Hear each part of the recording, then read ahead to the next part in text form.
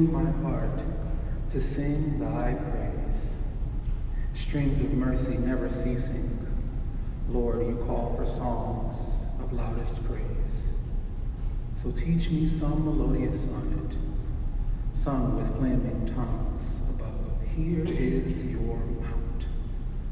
I am fixed upon it, mount of thine redeeming love. And so, God of grace and God of glory, won't you speak to your children now? Speak with clarity, a word that will comfort, a word that will challenge, a word that will inspire. Speak so that we might hear you and decide to follow you. In Jesus' name we pray. Amen. Good morning. It is both really good and surprisingly humbling to be back at the Fish Church. But it is a blessing to see each and every one of your smiling faces, especially since I have been gone from this beautiful company of believers. And since I've been gone, I have taken up a thrilling hobby. It's downright incredible. Sleeping. My lovely partner can tell you that after concluding my time here, following an appropriate amount of mourning and anxiousness over having nothing to do, I fell into a very lazy routine of waking up, walking to the couch, and settling in for hours of binge watching Netflix. It was absolutely thrilling. And I'm partly telling you all of this because, of course, I'm duty-bound to tell the truth in the pulpit, but also because it's the backdrop to a random summer day when I stumbled across some really good music. That type of music that cuts through the busyness of everyday life. That type of music that only comes every now and then. Music that speaks to your soul, that gives you language for the moment that you find yourself in. Good music. Music that Aretha used to make. For even she's on my mind this morning, as we so recently committed her to the Lord. Good music. Not the stuff that gets played on the radio, not the stuff that gets dances made to it or goes viral, but really good music that makes you want to listen to it over and over and over again. And you know what I found? Such a piece of music. I found such a phenomenal piece of music in P.J. Morton's Gumbo. It's a mix of funk and jazz and R&B and gospel. And he even released an unplugged version with a full orchestra that adds classical music to the mix, with sounds that hold together this musical genealogy that is so rarely heard today. As you can probably tell, I really like this album.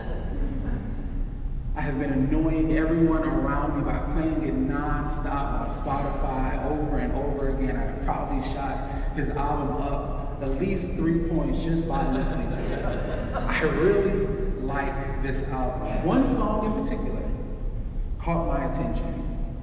And as a believer, as a seminarian, and as a budding preacher, P.J. Morton's track, Religion, caught my eye. And honestly, I got really excited. I geeked full out. Because religion rarely makes its way so directly into the public sphere, so purely. I mean, the song is titled Religion. And to top it off, it was a song by a PK, a preacher's kid. And I just knew that P.J. Morton, son of the gospel artist and Bishop Paul Morton, I just knew that he'd do religion justice. I knew that he would write a song that would talk about religion with awe. It would talk about religion with the power that I had come to experience it in my own life. I knew that this song about religion was going to be incredible. But to my surprise, when the beat drops, the first line out of PJ's mouth is, "I don't think I like your religion." I had to press pause and rewind because I was not expecting a song about religion to offer a sustained critique of the institution that has given shape and significance to my life. How very naive of me.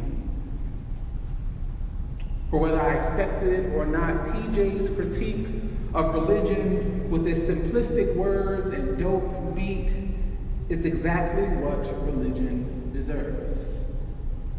For we who find ourselves practicing a particularly American form of Christianity have to reckon with the ways that as a religion it has increasingly become more about power and status than about relationship and charity. I don't think I like your religion. It cuts to the heart of the problem we face as followers of Christ, endeavoring to live faithfully in a world that despises our God. Our God who loves, who brings justice, who heals the broken. I don't think I like your religion. That small phrase places PJ in the company of James, in the tradition of James, the father of the church, who speaks to us this morning in what some commentators describe as a winding diatribe against folks who aren't interested in following the law of God with commitment. And in the reading this morning, James comes out of the gate swinging, takes direct aim at those believers who seem content with merely hearing the word. Believers that feel no need to act on the good news that is being proclaimed in their midst. They are all ears but no hands, eager to listen but slow to engage. And as James continues to admonish this type of believer, he employs an interesting metaphor that just wouldn't let me go. And so I decided to take a deeper look at this mirror imagery that James lifts up in this righteous rant against all the religious folk in his congregation. Listen again to how he lays it out. For if any are hearers of the word and not doers, they are like those who look at themselves in a mirror. For they look at themselves and on going away immediately forget what they look like. See, I can imagine if this was the 21st century, James might have said something a bit more like this. For if anybody is a hearer and not a doer of the word, they are like those folks who open the cameras on their phone, not realizing it's set to selfie mode, and find themselves staring back at themselves on the screen. Because there's a lack of recognition and a failure to remember among those who are only content with being hearers. For hearing lacks a depth of understanding. How often do you hear someone say something and you have to ask them to repeat themselves? Or pause a video to catch what was said? How often do you have to ask people to speak up, to slow down, to enunciate? How often is our hearing compromised by the shortcomings of ourselves and the people around us? Hearing is wholly insufficient for followers of Christ, because hearing is often impeded by the stumbling blocks of life. Hearing is insufficient because hearing is something that in essence happens to us. It is the doing. It's the doing, the practice of making tangible what we have heard. It's the doing that causes us to become true followers of Christ. For in doing, we complete Paul's definition of faith. For indeed, faith comes by hearing. But faith hangs around. Faith lingers on. Faith is sustained when we make what is heard into a daily practice. Simply put, in doing, we internalize what has been heard and give it the space to take root in our lives. So I was studying the scriptures, trying to be diligent in preparing the message, and so I decided to peek at the Greek. Since of course all Presbyterians are required to learn it. So I took a peek at the Greek, and in some translations, the word themselves is replaced with the phrase natural face. And this is where it got really good. Because the word natural is translated as Genesis. What James is pushing the church to realize, and what we must heed today as heirs of this tradition, is that if we become complacent hearers, if we fail to become doers, internalizing the good news that is proclaimed before us, we will not only forget what we've heard, we will also forget from whom we have come. We will forget the voice of the one who calls us, who chooses us. And if we forget the source of our faith, then we have no faith at all. That's why all this mirror talk is particularly important, because when we forget the source of our faith, we lose perspective. We lose perspective within our relationship with God and with one another, and that is the beginning of bad religion. Perspective. Perspective is everything, aside from the doing, of course. In the Gospels, Christ gives us a glimpse of what a relationship with God looks like when it is kept in perspective. The unity between God and Christ is always on display as Jesus calls on God's power to bring about God's kingdom on earth.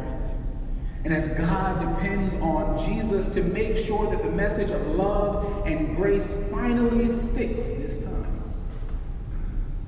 we must keep our relationship with God in perspective, being prayerful, dependent on our God, even in the small moments, and especially the big ones. We must keep our relationship with God in perspective, in the perspective of our daily lives, in the perspective of our silent struggles, our small joys, realizing how dependent we are on God. Because as one commentator made plain, religion is not a means of personal gratification, but a way of relating to God. Faith that is rooted in God and related to our lives. Faith that seeks to do. That faith is a faith that can be boasted in. That is a faith that will sustain you through the traffic jams of life. It's a faith that is priceless, so priceless that it could only have been purchased by the love and life of Christ. But at this point, you're probably looking at me a bit weird. Because we live in the same world. And we live in the same country. And all this talk about religion might seem a bit strange, because we do live in a country in which righteousness is less a posture of the heart and more often an outfit that is put on when it's convenient. A country in which the religious right is more often than not morally wrong. A country in which religion is used as a cheap decoration for iniquity in high places. A country where religion has become less about following Christ and more about tax breaks, a seat at the president's table, and honoring the very forces that nailed Christ to the cross. We live in the same world and in the same country. A country that boasts in its own religion, a religion of no real power. And we are at risk of becoming adherents to that religion. We are at risk of becoming like those who James speaks of when he says, according to the Message translation, anyone who sets himself up as religious by talking a good game is self-deceived. This kind of religion is hot air and only hot air. we are at risk of becoming adherents to that type of religion. But here's a good trick to determine if you are a follower of Christ or an adherent to a powerless religion. Take a moment and reflect on these questions. What difference does Christ make in my daily life? How have the days of your life been changed because God has entered and authored your story? Now, if you can't answer these questions with clarity, if you can't answer it with precision, it's okay. I don't want you to worry, I don't want you to freak out right now. It's perfectly fine. Because the truth of the matter is, we are all vacillating somewhere between being a follower of Christ and an adherent to a religionless Christianity. Because we will not always do what we say. We will not always do what we hear. At times, our faith will be as a lie. But those moments of faithlessness, those moments where we just cannot hope, those moments where we cannot love, those moments where stuff just really sucks, those moments where the stuff of life begins to cloud out any glimpse of God we were hoping to get. But in those moments, we do not have to be paralyzed by fear, but rather we can be bold. And that's not a typo. You can be bold, boldly reliant on the one who came to bear witness to the truth. The one who came to give us the gift of true religion. Religion that is undefiled before God the Father. Religion that is concerned about people and the powers that oppress them.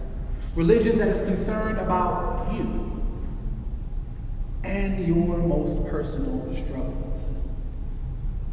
And the concerns that you can't even articulate for yourself. This is a religion I can like. This is a religion I can get behind. This is a religion that can and will sustain. This is a religion that sounds like good music, that will make you want to hear it over and over and over again. Because when this religion sings a song, it has the power, as Bishop Yvette Plunder would say, it has the power to take the dissonant notes in your life and change the key of the song until you fit perfectly as part of God's love ballad to each and every one of us.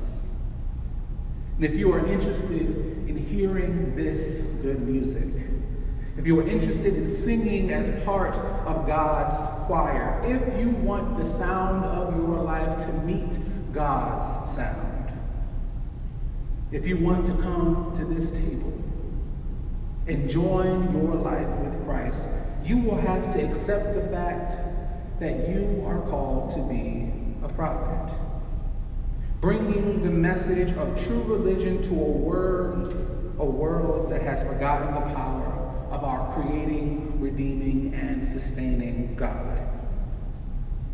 And that means you might have to tell someone, I don't think I like your religion. Not to offend or to accuse, not to convert or to proselytize, but to introduce them to some really good music. For the sounds that they were listening to weren't all that great to begin with. You might have to introduce them to really good music that can change their lives, to let them hear a song, an experience of faith that is steeped in truth, grounded in love, and is undefiled before God. Amen.